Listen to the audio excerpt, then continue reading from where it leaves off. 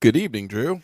Hello and welcome back to the podcast. A really hoping that it's an Arby's free podcast. I want to apologize to you. I'm not going to apologize to listeners. I want to Okay. apologize to you Okay. Mm-hmm. because you had to edit that mess. And oof. It was uh I honestly enjoyed editing it just as much as I enjoyed being here while it happened. I think mostly because I didn't get like $80 worth of Arby's delivered to my door. So, yeah. I mean, if you really want $80 worth of Arby's, I can. I'm good. Okay. I'm good. Yeah, I think Good. I think I've officially broken up with Arby's. I don't think I ever want Arby's ever again. Oh no. Yeah, man, that really fucked me up. It really fucked me up, man. And it was such a burden. Like the Arby's that I didn't eat was a colossal burden because what do you even do with two whole milkshakes, right? You're right. Yeah. I put them in the freezer for the duration of the podcast, but it's kind of like finding a stray puppy. Like you want to keep it, and you're like, you can stay here for now, but we need to go for a ride tomorrow. And the ride was to my trash can, and my trash just stank. The whole thing just stank so bad. I felt like I had to put caution tape, uh, just around like all my trash cans, and then like my office still smelled like Arby's for a few days after that, but then it got better. So I don't know, man. It was funny. It was funny. And I don't want the people involved in that. I'm not going to name names. I don't want the people involved in that to like think that I didn't appreciate it cuz it was funny. It Yeah. was funny and it cost them real money, but I mean, best episode of the podcast ever. So, I mean, was it though? I think Okay. so. I certainly enjoyed it. Well, I had a good time. All right, let's jump into stuff. I am happy to announce that I saw an announcement for an announcement that Saga is coming back. Oh, look at that. Yep. Yeah, Yep. sure is. Sure is. And I have you to thank for getting me into that.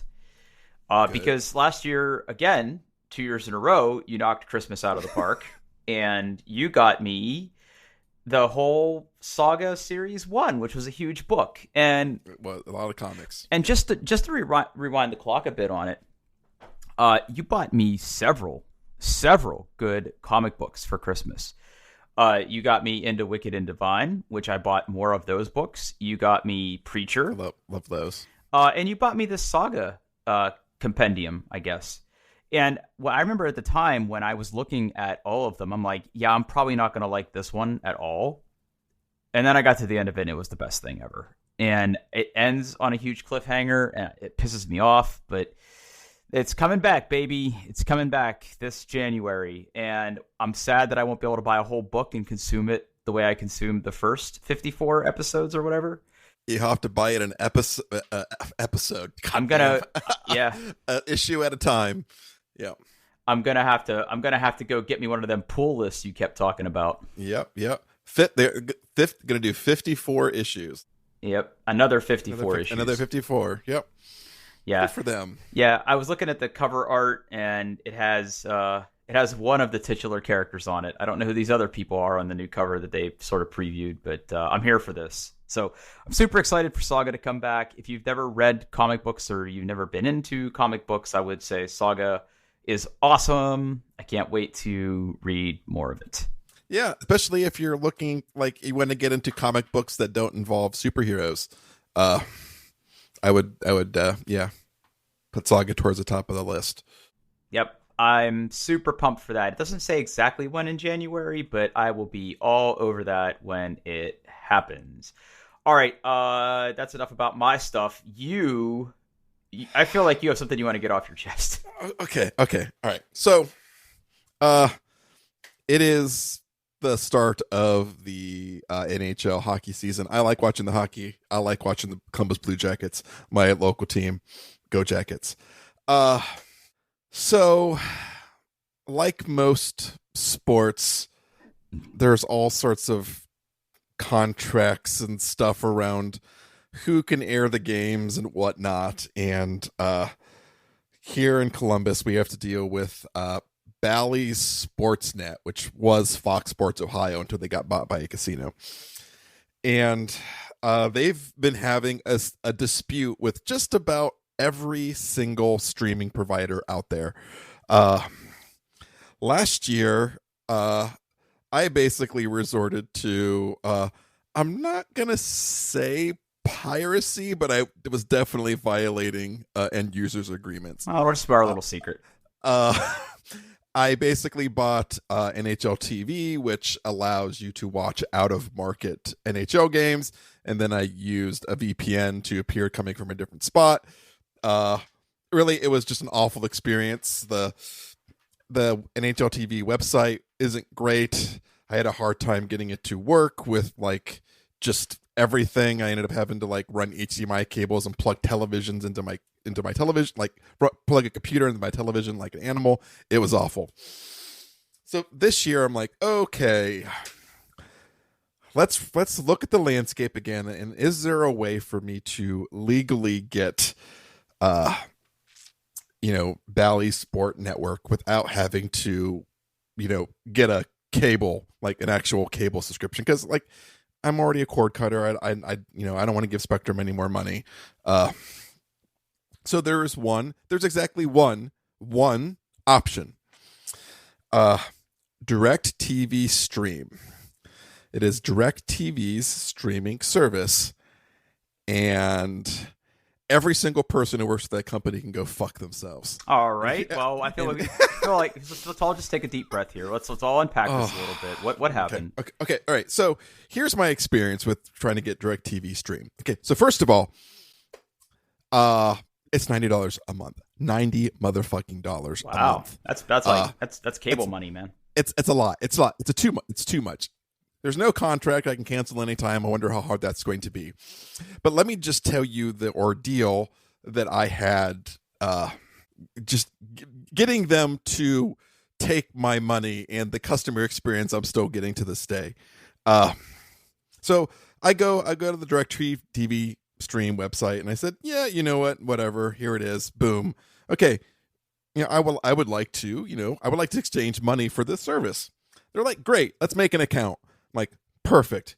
So, I go in and I fill out all my information and I, put in my usual email and I, generate a nice secure password. And this is where the red flag started going off. If you make a website that does not allow you to paste a password into a password field or use a password manager easily,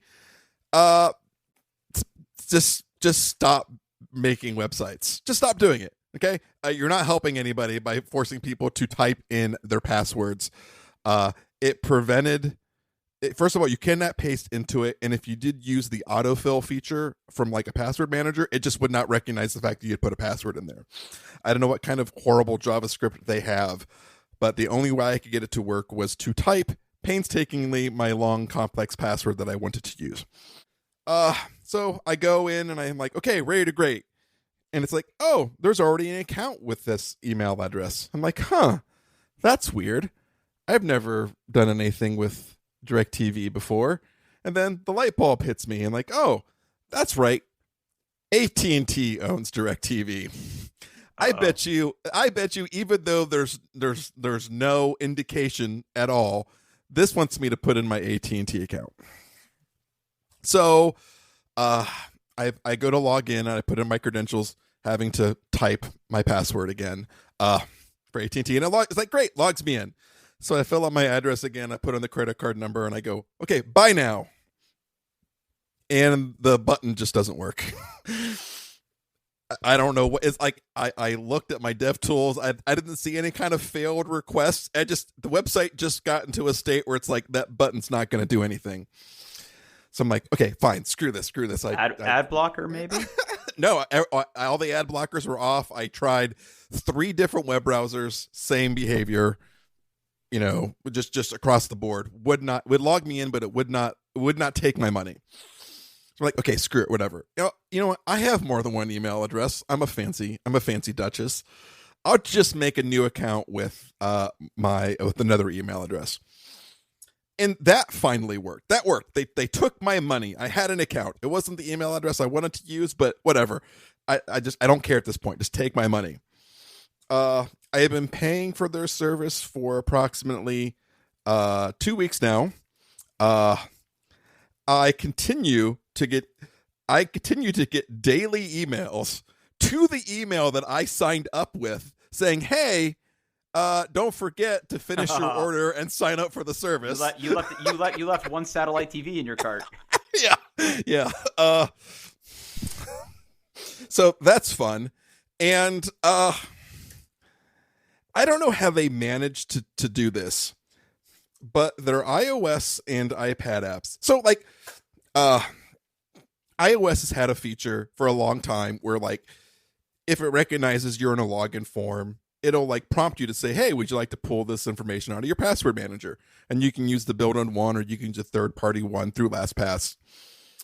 Just like their goddamn website, if you autofill the text boxes from your password manager, it just goes, "Nope, password's not valid." Middle fingers. Wow. You have to type in your password painstakingly into the goddamn text box. And like, I really didn't want to give them $90 a month because it's really expensive for literally one channel that I'm going to watch on it. And the experience has just been absolutely awful. And I just wanted to complain. So there it is. Now once you're logged in, like, the service itself is fine. Like, it works. No complaints. Like, it does its thing. You can watch the things you want to watch. Yeah, I can watch the hockey. In fact, I'm trying to log in again right now because I want to see the Jacket score. And again, I autofilled from my password manager, even though I literally just said not to do that. It's like, no, that's not your password. Well, so just listen. Like, we live in a capitalist society, right? We live in a society, and for the $90, I mean, you bought it for one very specific use case. I did, and I'm assuming that you had to buy it at that level to get the sports. I did to get the sports. Yes. So, will you leverage this product beyond sports? Like, are there other things you want to watch? Okay. No, absolutely not. Well, riddle me this, Batman. Why doesn't NHL Center Ice get you this? No. You can watch out of market games. You cannot watch in market games. They black those out. How do it know? How do it know? So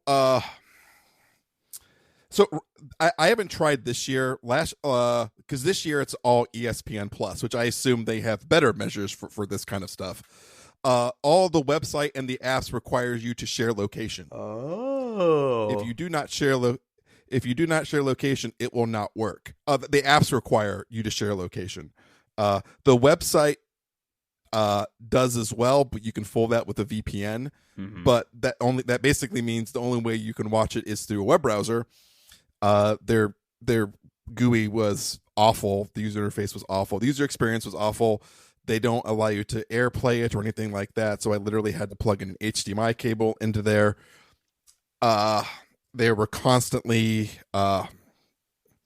playing this cat and mouse game with like VPN providers and blocking IP addresses. So I constantly was having to have to shuffle around and try different cities. I assume ESPN Plus, considering that it's owned by Disney, only does this more. So I just decided that this year I was not going to deal with it at all and just watch it for realsies. And there are like, if you want to go full on pirate, there are like sites that will stream things, out of Russia because they don't give a rat's ass. But like I feel those websites feel like I'm going to give my computer cancer. Wow. So here I am, DirecTV stream. And you're going to have to hold on to that for the whole season. I am. Yep. $90 for what, 4 or 5 months? Uh, 6, maybe 5, 6. Yeah, yeah, yeah, It's a lot of money, buddy. yeah. I mean, it is what it is. You're a dedicated fan. Yeah, it's just I don't feel good about it, Drew. I don't Well, feel what good about it. about, can't you watch it on YouTube TV? No, you No. no. That's they 2 years ago they were both on Hulu and YouTube TV. They are not on either of those. There's literally you can watch it on regular like cable or direct TV stream. Those are your two options. And And I'm assuming, sorry for asking, I'm assuming that you looked into getting a regular cable plan at this point. I don't I had Spectrum out here. I was not happy with the quality of service. When I got my fiber internet put in, literally like had them just cut the cable for Spectrum, so like they'd have to run out and pull a new cable, and I don't want to do that. And Wow. like I'm not going to switch back to them. The internet, the speeds they offer down here aren't as fast as my fiber. I like for me, Spectrum's out. Like I don't want to give them any more of my money. I was not happy with them when I had them. Wow. I don't want to have to deal with that. And honestly, like I don't want it.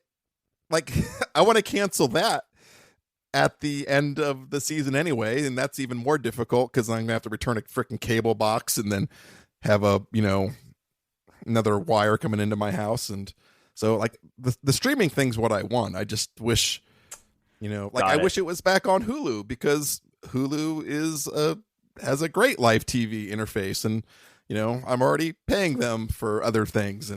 But no, they're just I'm sure it's all about money, right? Like Bally Sportsnet's probably asking some price, and Hulu's like, no, we won't pay that. And they're like, okay, fine. And instead of less money, they get no money. Like, whatever. Wow, I'm really sorry, buddy. Your life is hard. It's so hard. So hard. Well, just I wouldn't be freaking having this goddamn conversation if you fucking let me paste my password into your freaking website. and that really bothers me. But you have to admire just how far they're willing to go to make this hard for streamers. Right? It's a conscious decision. Yep. I only have one website in my day-to-day where I cannot paste my password, and it just happens to be my mortgage servicer. Nice. And I only have to do that once a month for the next 80 years or whatever my mortgage is, but, whatever. I'm really sorry to hear about that, buddy. I obviously want you to enjoy your hockey. I didn't realize it's going to cost you upwards of $500 to do so. At least the Blue Jackets are probably going to be bad this year and probably won't make the playoffs, so I can cancel it sooner. But who knows? Well, they're currently winning 6-1. So, well, it's the Coyotes. They are pretty bad. But so you have it on in the background right now? Yes, I have it on. I have it just kind of sitting off to the side on my phone because for some reason I can't get the website to work at all this evening. I don't know if it's me. You're just over it. I'm over it. So it's kind of sitting there on my phone, just kind of off to the side. Okay. Well, let's keep moving so you can go back and enjoy your hockey. I need to calm down. Let's talk about the board game. Well, really? Because yeah. There's a line. There's a bullet point there. I know. Okay. I know. All right. Just go. All right. I was really excited earlier this week because I got an email that Restoration Games, who makes really good reproductions of board games from like the 80s and 90s, like just as an example, like they did Downforce. I believe they re-released Scotland Yard.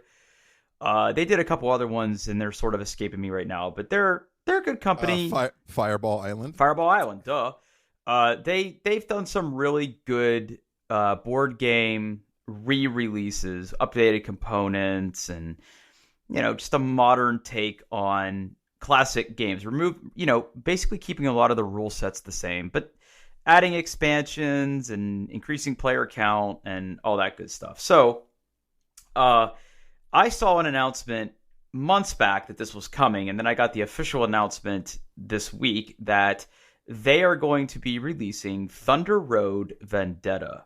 And I immediately backed this project because this was one of the board games I played in my very formative years where I didn't have access to a game store until I was like a teenager, and my brother and my dad and I played this game. It has a pretty special place in my heart. It is very Mad Max-ish in that the whole premise of the board game is that you have cars that are on a highway and you're trying to destroy the other cars, and you're dodging things on the road, and you kind of assemble the road. It was at the time, this is coming from an area where prior to this, my experience with board games was Monopoly and Sorry and Trouble and not anything like this. And I had this game. I also had another game called Screaming Eagles, which, God, I wish they would bring this one back. It was like an air combat game. It was like the first miniatures game I ever played. Let me see if I can drop a link in chat here. It was really good. And I also had Hero Quest. I didn't have anybody to play with, but I had Hero Quest. And yeah, this is what sort of got me into board games. And they announced this Kickstarter, and it was expensive. I can't see what the pledge levels are right now for reasons I'll get into in a minute, but I backed the highest version plus some add-ons just because I really wanted to play this game again. However, I backed it, and my credit card wasn't charged because the funding goal hadn't been met. The project had achieved $278,000. They had a goal of $500,000. There's no doubt in my mind that it would have gotten there, but then they canceled the project, and I'm not really sure why. So they're just postponing it. Yeah, they canceled this pledge, right? So yeah, so I got an email. I got an email saying that we're canceling, we're holding back. I'm not. They issue this lengthy apology and what they're going to do, but they don't say why. Well, for what it sounds like to me is I'm going to read something to you, and then I'm going to read between the lines. Mm-hmm. All right. So he goes, this is the dude from Restoration Games calling. I want to apologize you to the blah blah. Okay, here we go. To be transparent, about a month ago on a team call, the question was asked if we should postpone the launch. I replied with the firm no. I would concern that delay would cause problems in other ways. I was wrong, and I should have listened to the team. To me, that says he's the one that asked the question. Everyone told him, hey, we should probably delay this game. He's like, nah, it's going to be fine. And he done fucked it up. And now that they're going live, they're like, okay, you can take that money, but like, it's not like we can't get that stuff. And like, I've heard that like making board games right now is especially challenging. Like the cost of cardboard is up. The cost of shipping is up. Like the cost of printing is up. Yeah. So I just, I get a feeling that, some, manager or VP's like, nah, we can do this, and was wrong. Unfortunately it was very publicly wrong, but I mean, I don't know. I'm just reading between the lines, but yeah, I don't know what the answer is there either. I almost feel like maybe they rushed it a little bit. I'm trying to like scroll through the comments on the Kickstarter to see if people were like, man, this looks like ass. You guys got to redesign this or something. But I mean, the thing about Restoration Games is they really don't change the rule set. They might tweak it a little bit, but to kind of tighten up things that were not great about the original, but still. And honestly, I had a friend who had this game, and I have when I first like I hadn't really, this game had like left my brain for decades and then came back rushing, and two very powerful memories hit me. One was just like, wow, that game is like, there's very little skill to that game. It's all about like if your dice got like if you hot on the dice. And the other memory I have which I don't think this re-release is really going to solve. So one of the things that's kind of cool is like the board is kind of infinite, right? So like as you get to the end, like you're driving on a road, and when you get to the end of the road, you take the back piece off and put it in the front. And I just remember that eventually you run out of table and have to shimmy the board back. Mm-hmm. And that was never a good experience. Things would slide, cars had wheels. Like, it was like all hands on deck, everyone trying to keep everything in the right spot as you shimmied it back to the other edge of the table. Yeah, I very fondly remember playing this on the floor. Right, we never really played this on a table. We would set this on the floor and kind of sit there or lay there. Yeah, I don't know. Like one of the things that sort of catches my eye here is, number one, they're creating expansions for a game that isn't out yet, which is weird. But it looks like they're going to include 5 players. They're going to include other things that might increase the depth of the game. Because you're right, this is a very dice heavy game. You roll dice, assign dice like as workers to the cars, and then they go do stuff. But yes, you're correct. You could get very hot on the dice, and you could win pretty easily. So, yeah. But this nostalgia is a hell of a drug. In that, I am still probably going to buy this, just because I like the look of it. It looks like the models that they created. The one thing I don't see in here, though, is in the original game you had 3 types of cars. You had a little dune buggy, you had a coupe, and then you had like this big rocket powered car. It looks like they may have substituted the big long rocket powered car for a truck. Yeah, it looks like they went like a big Hummer looking thing. Yeah, guys, come on, man. I was here for the rocket powered car that had the spikes on the front, man. Like, you can't just you just can't memory hole that. Like, that was a car that was in that game. And it looks like they're adding an expansion that adds some kind of big rig. I don't know. I don't know. I'm still gonna get it when they repledge, or whenever they open pledges again. But I don't know. The game has a pretty special place in my heart. Yeah, but if they made a couple, like probably some minor rules tweaks and made it a little bit more modern, which they may have. They might. The mechanics could be pretty good. I don't know. Like, that shuffle is still going to be a giant pain in the butt. And I just remember, like, that was the reason we stopped playing this game, because it was like, okay, every 15 minutes, we're going to just absolutely fuck up the board state as we slide this back. But yeah. Who knows? I hope it's good. Wow. I hope it's good. I'm probably not going to back it, because I don't have the nostalgia for this like I've had for other things they've made.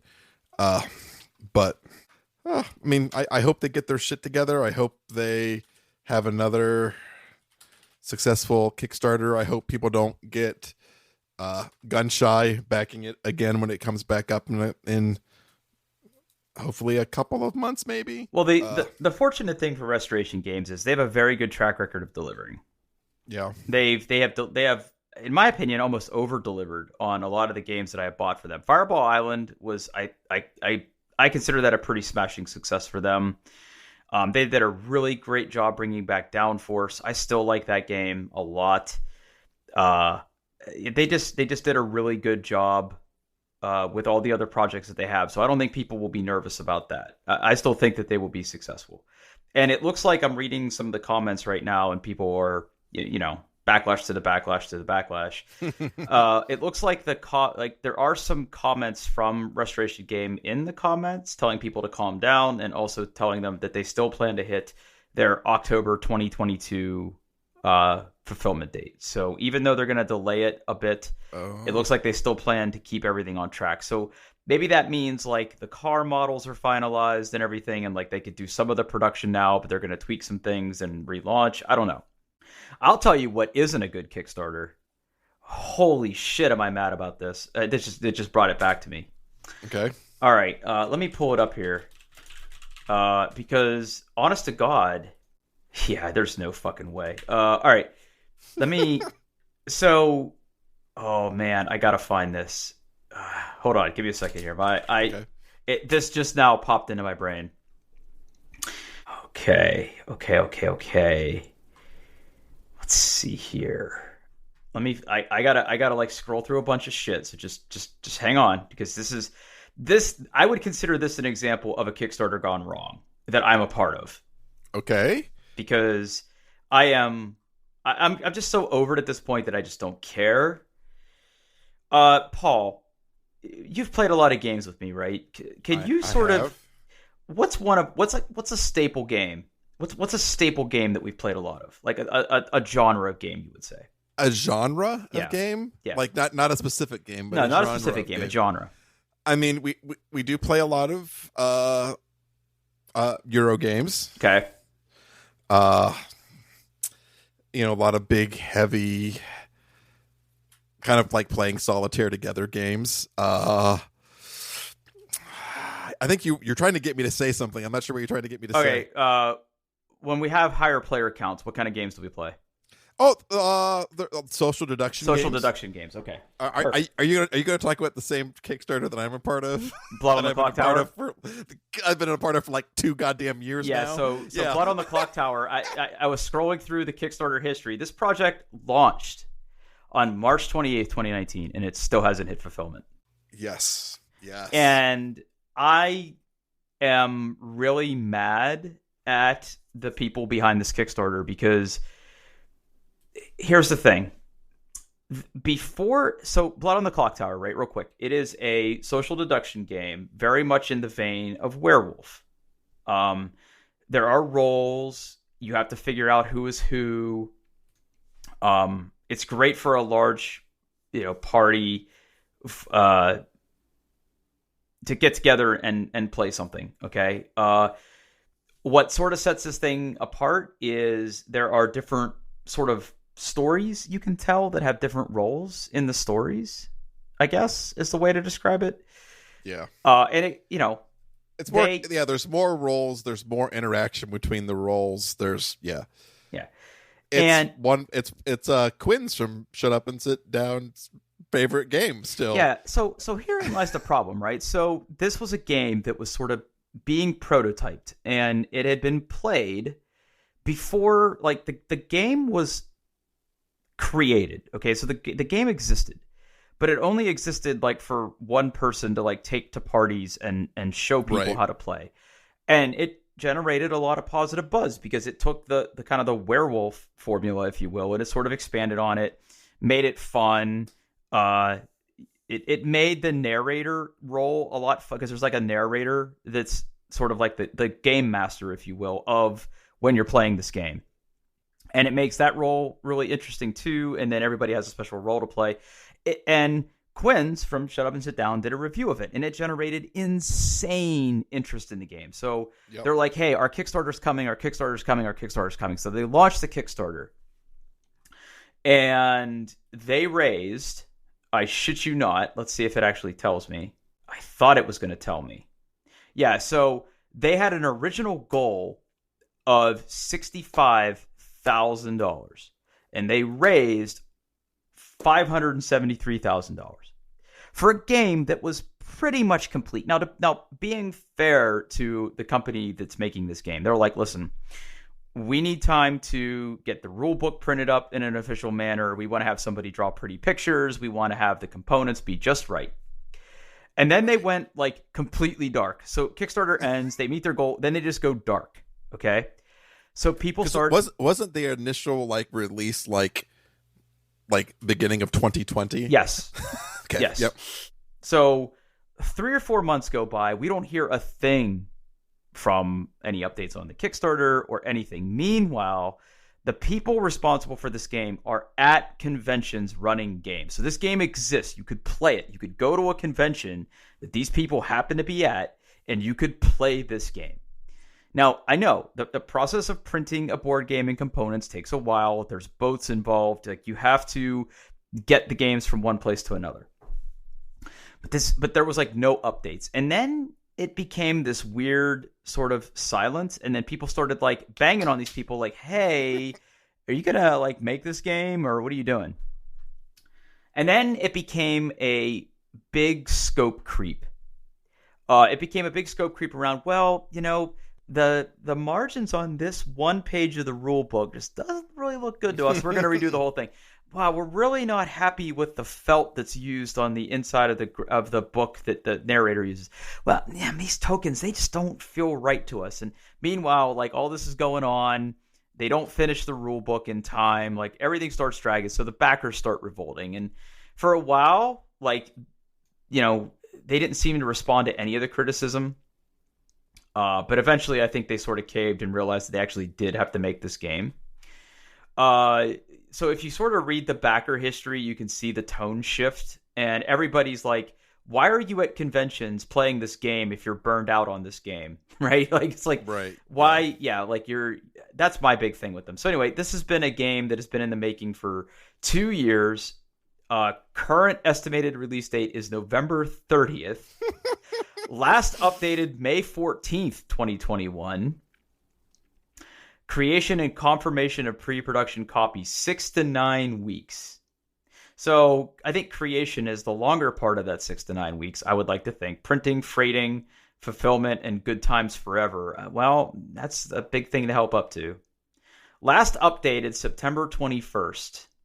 Reassess your address, digital diversions, release date, till next time.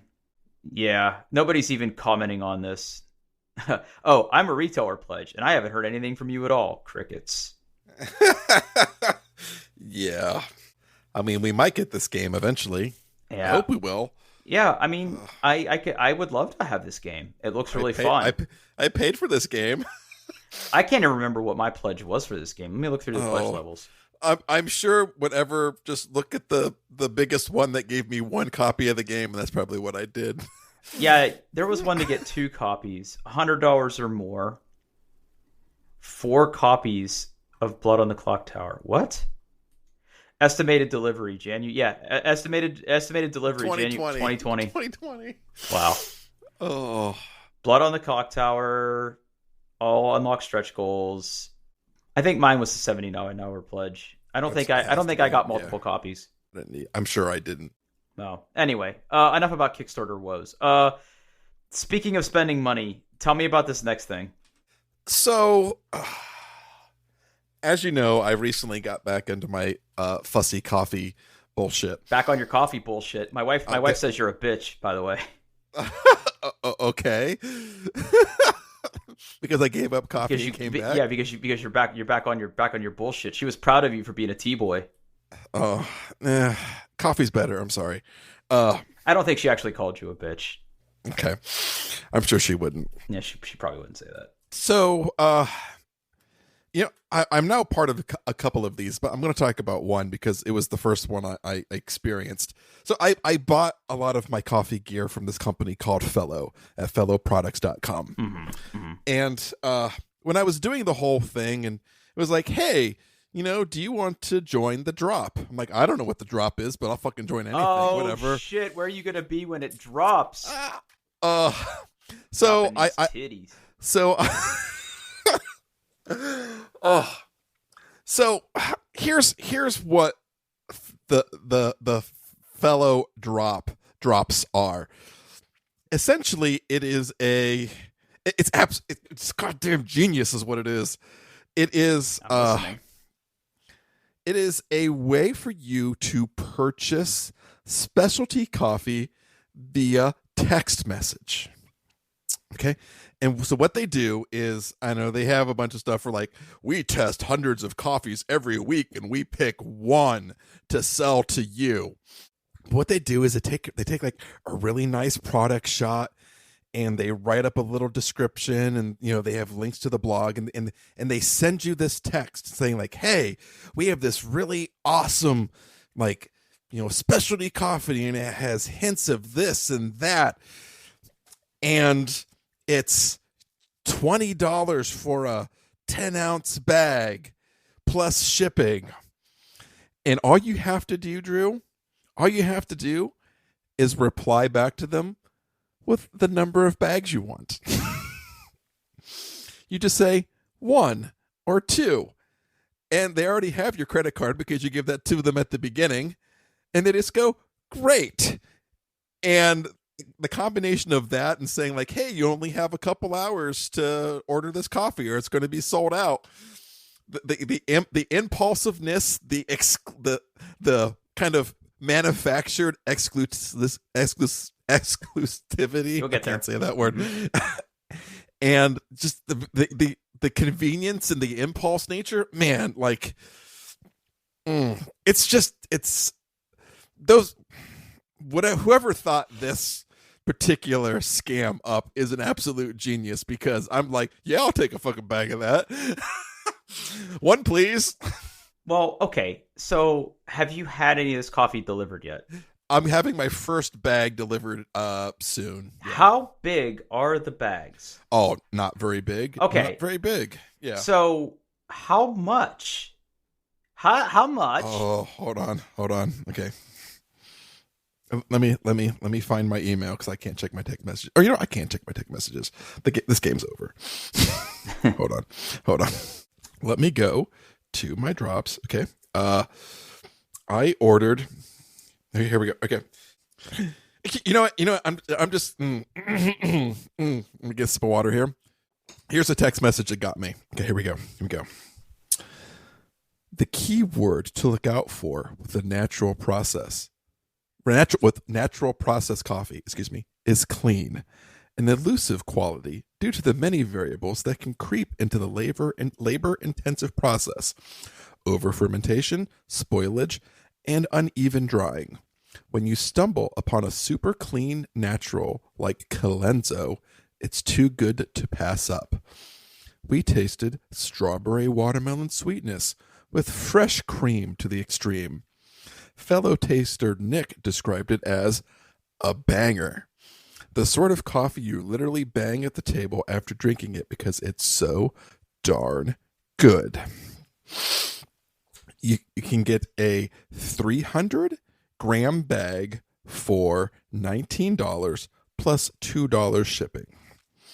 So, with how I'm currently brewing, I'm using about, that will give me probably between 10 and 15 cups of coffee. And how many cups of coffee do you have a day? 1 or 2. All right. So one of these bags is going to last you about a week and a half. Yeah. Mm-hmm. So what's going to happen when you get the text where you get these absolute bangers from Nick, and you already have your 300 grams? What are you going to do? I mean, coffee will stay good in the bag for a while. Yeah, I mean, you don't want to have a lot of coffee, but you don't want to have none either, right? So, but Nick's out here tasting all these bangers. It's a balancing act. Yeah, I mean, the first one, the other text I've got, I held strong, but Nick said it was a banger. So, by the way, we need to talk about Nick for a second. So I'm scrolling through the website you linked in the document. It'll be in the show notes here.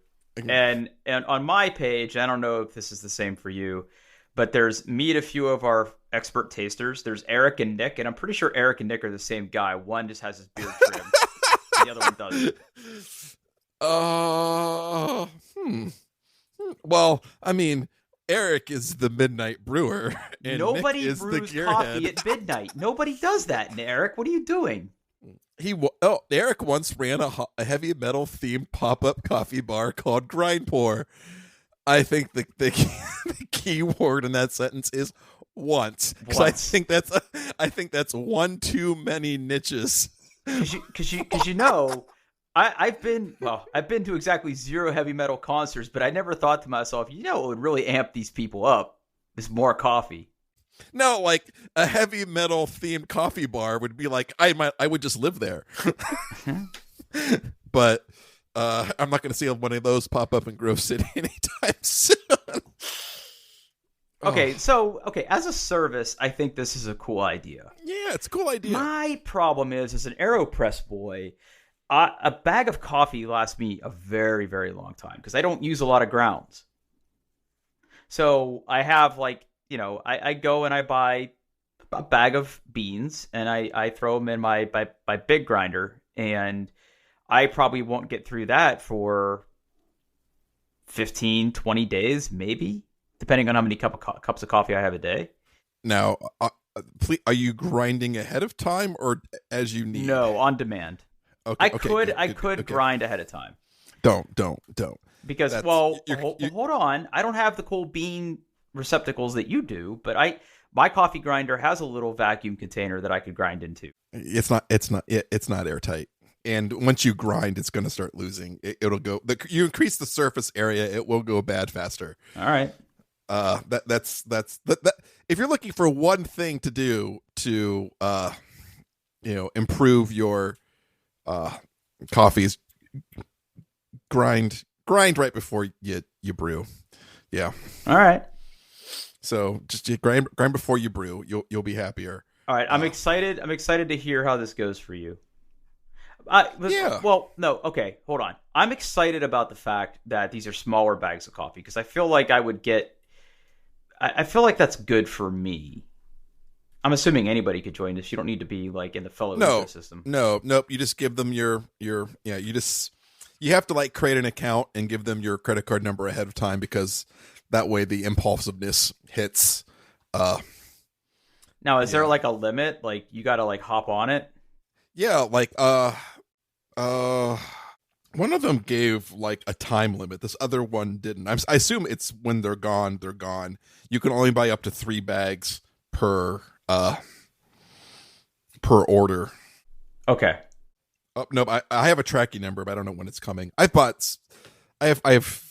have too much coffee coming to the house, so yeah, I'm gonna have too much coffee here real soon because I kind of went on a little, ooh, that looks good spree, and then I realized I have too much coffee, then I will drink. But yeah, it's good. Like, and they're not that I'm buying like pounds and pounds of coffee, right? Like when I say I have a lot of coffee, I have like 3 little like 4-ounce bags that gets me like just like 4 cups of coffee out of them, like taster bags, and like 2 10-ounce bags in the cabinet. Like they're not big. I'm not drowning in coffee, but yeah, because specialty coffee is expensive, and they can be offset that. They give you smaller bags, and and that way you. But I know I like it because I'm trying lots of coffees.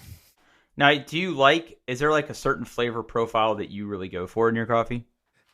I've always preferred lighter roasts that are same. more sweet, more acidic than, I'm not going to use the word bitter because the correct word would be sour. Sweeter brews. Dark roasts are fine, but I like the lighter end. There's more. I think they taste better. They don't taste like your traditional what you think of as a. It's not going to taste anything like what McDonald's is going to give you and call it coffee, right? It's not a bitter pool of black sludge. It's it's man. Okay, sorry. I like McDonald's coffee. They put chicory in it, and that's wrong. But it's like okay. If it's like 7 a.m. and you're beginning a road trip, and like let's get some greasy hash browns and some coffee. That's absolutely fine. That is my absolute go-to road trip coffee. Like McDonald's coffee really just seems to sit well in a car. I don't know why that is, but like if I was going to drive a couple hours, I have absolutely no problem stopping at McDonald's and only getting a coffee. And I don't know, it's good road trip coffee. I mean, I don't go out of my way to get it. Like if I get up early and go to the gym, I don't stop at McDonald's on the way home. I'll go to a Starbucks, right? Or Tim Hortons. I like Tim Hortons coffee. All right. I'm excited to hear what you think about your specialty coffee. Do you know which one are you getting first? Like, what is the name of it? Shit. It is called the picture. It is from a brewer called Kova, and it's called the Kalenzo from Ethiopia. All right. And you're getting it tomorrow? No, no. You told I me have, once, but I told it was. I'm getting something else. I'm getting another thing of coffee tomorrow. I was confused. I have the shipping label. They may be roasting it. So Oh. that's the thing. Like if you get these small specialty like coffee, like when you order it, that's when they'll roast it and they'll ship it to you, and you'll see like the roast on date is like literally like the day after you ordered it, which you probably should let your coffee set for like at least a week before you grind it. Thank you, James Hoffman. I love you, James Hoffman. that needs to be our like sign off. You need to put that at the end of every podcast now. All right. Any other coffee related content? No. Because I really want to talk about this next thing. I don't know what this is. You don't know what this is? No, I have no idea. All right, no so idea. No, none. The video game Back 4 Blood came out on Tuesday, and I'm here to tell everybody that it's really, really good. It is a spiritual successor for Left 4 Dead. Have you played Left 4 Dead? No. So what it is so Left 4 Dead still is? Yeah, it's still around. Left 4 Dead and Left 4 Dead 2 is a co-op shooter where you and a team of 3 other people have to make it through a map, right? It's a first-person shooter where there are zombies. And the Left 4 Dead games were notorious for basically 3 things. Number 1, in addition to navigating through a map, there were also objectives. Like one person would have to carry something, and then there would be 3 people shooting and 1 people carrying. Or these incredible finales where there's one where there's a rock concert, and you have to basically run the pyrotechnics on the stage to attract the horde while other people escape. And like it was really cool. The other thing it was really known for is there are special zombies. Like there's the run-of-the-mill zombies that just kind of run at you or lurch at you, but then there's also these special zombies that can like pounce on you or explode near you or pin you to something or charge through you and knock everybody down. So you had to like team up and take them down type of stuff. It was a really good game. The Left 4 Dead series was a really solid game. Now, Back 4 Blood is put out by... So the Left 4 Dead games were put out by Valve. Back 4 Blood is put out by a bunch of people who worked on the original Left 4 Dead games, and they sort of made this Back 4 Blood game. And it is just more Left 4 Dead, more or less, but they've done some interesting things here. The first thing they've done is sort of add randomness to each run. They basically have given players the ability to craft decks of cards. So at the beginning of a stage, you are dealt a hand of cards, and you can choose one of the cards that somehow enhances you or your team's ability for that run, or for that stage. Now, on the flip side, there is an AI, I'm using the air quotes here, there is an AI built into the game that if you are doing very well, they will throw more difficult zombies at you. If you're not doing so well, they might give you more health kits or something throughout the map, right? It's sort of like a dynamic difficulty thing, I guess would be the right way to describe it. And then there are characters, right? Everybody has a character. In previous games, all characters were equal. In this one, each character has a special ability now. And there are 8 characters in this game. You start with 4 and you unlock 4 more. And then, it's you getting through the stages. The graphics are really good. The gameplay is super solid, even though it's a little bit laggy right now. It's full crossplay, so you could play with Xbox or Steam or whoever partying up. It's all seamless. And the other fun thing about it is there is a PvP mode, and this was from Left 4 Dead as well. This isn't new for Back 4 Blood. But in the PvP mode, you have a team of 4 players that play as the survivors, and they are bound to all the normal rules that they have. But then there are 4 people who are playing as special zombies who are trying to impede the progress of the players. And when a person who is a special zombie dies, they basically have a spawn timer, and they will come back as a different special zombie. So if you've never played the original Left 4 Dead games, it's not surprising to me that this wasn't on your radar. But if you get a chance, check it out. It's super fun. There's a lot of funny stuff that sort of happens in it. These games are sort of known for their like tongue-in-cheek humor. The objectives that I've played so far, first of all, there's a ton of stages in this game. I've played it pretty much every night this week, and I'm not even to Act 2 yet. So there's a ton of content. I'm playing on the easier difficulty mode right now, but I can't wait to get to the higher difficulty modes because you get points to unlock cosmetics and new cards, and you could customize your deck. I don't know. It's really good. I know we talk about video games sort of a lot on this podcast, but if you're in the mood to play something new, go check it out. It is on Xbox Game Pass. So if you are a Game Pass member, you have this game right now. You can go play it. Otherwise, it's a game you can buy. Well, there you go. Yep. I think you would dig it. It's one of those. It's one of those games that you can play with Zach. It's pretty much the opposite of the games I usually play. So yeah, but you play Destiny though, right? Yeah, but I usually play that by myself. Oh, well, you can play this with Zach. All right. Well, we'll see. We'll see. They all can't be winners. All right. Let's go ahead and wrap this up. Yeah, let's do that. We're doing their best. I'm sure they're doing their best. That's the name of the show. Wow. We're on the internet at doingbest.com, on Twitter at doingbestpod. I'm on Twitter at Paul Baylor. And where can we find you, Drew? I'm on Twitter at Pittsburgh. All right. Thanks for listening, everybody. See ya.